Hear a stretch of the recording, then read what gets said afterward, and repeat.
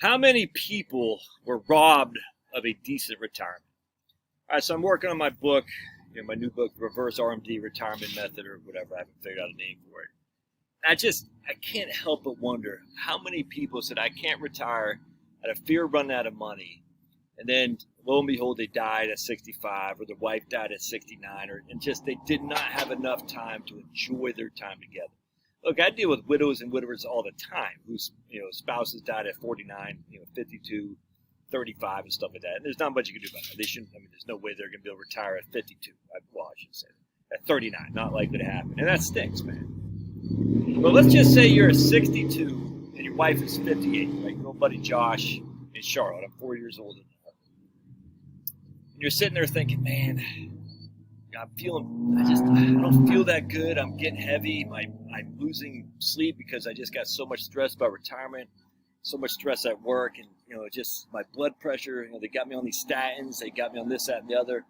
I don't want to say anything more, but let's just say I took a bunch of stuff in the last couple of years to avoid something, and I just don't feel good. I'm putting on weight, but I got to grind it out because the 4% rule says I could run out of money. Well, not me. Most people are worried about what happens to their wife, their surviving spouse. Generally, but I'm single. Most people, same thing. Most people worry about running out of money. If you're single, you could be worried about running out of money. If you're married, you're worried twice about running out of money while you're alive, but running out of your money for your spouse, leaving your spouse a pauper.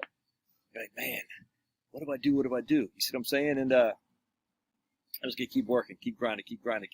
And I'm just going to share with you this. And I've shared this before, using the firecalc.org stuff here. And we're going to go over here to this is Ty Bernick.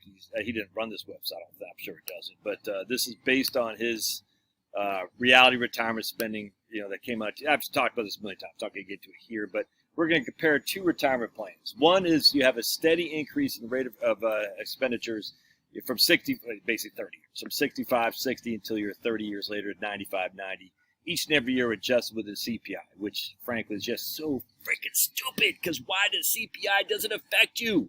I'm not saying the price of your electricity, the price of gas, the price of food doesn't go up, but what is CPI based on, man? It's based on so much more than that.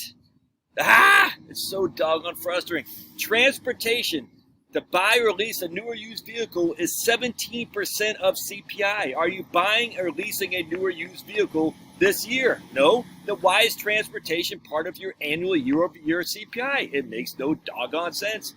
The biggest component of CPI is housing. OER, owner equivalent rent.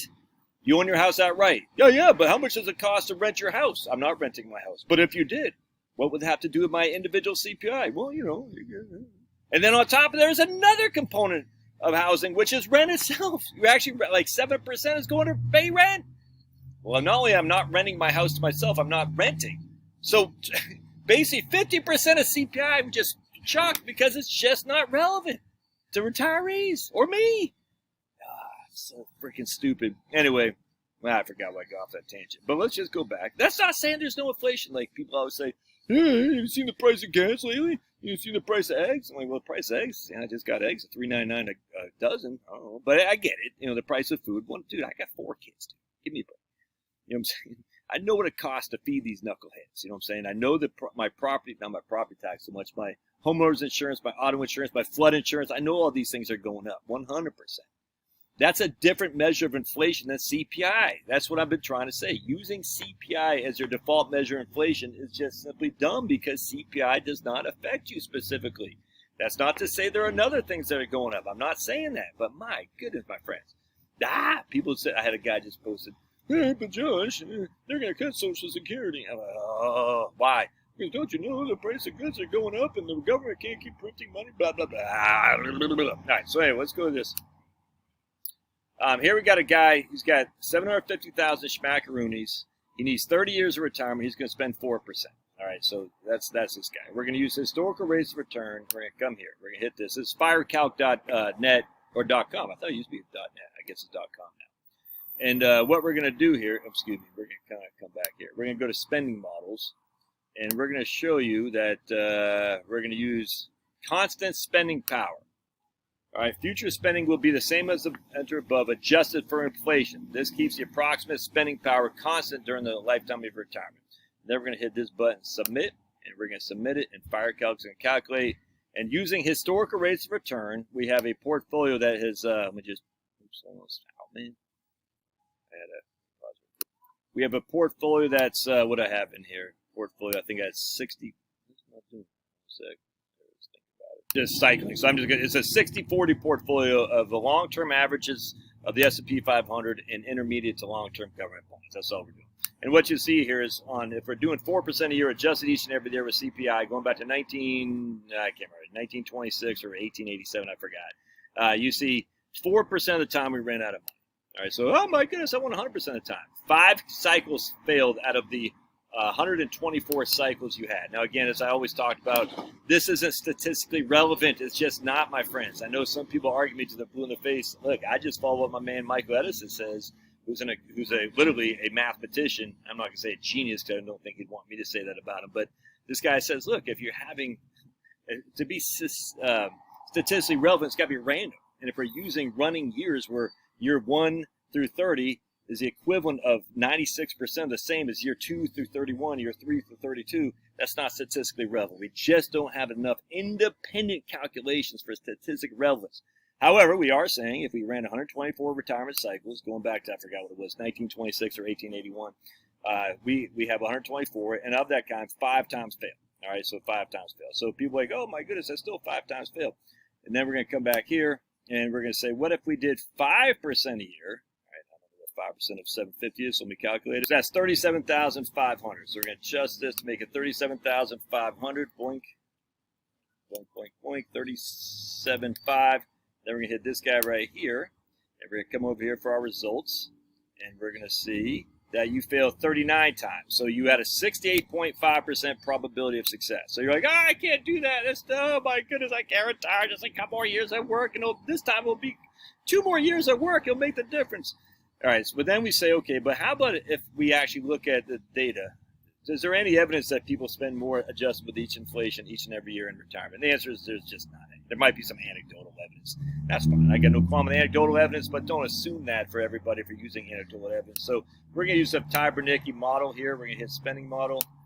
There we go. And what we're going to assume is that we're 65, and our spending is going to drop 2 to 3% a year until we're 75. So right here.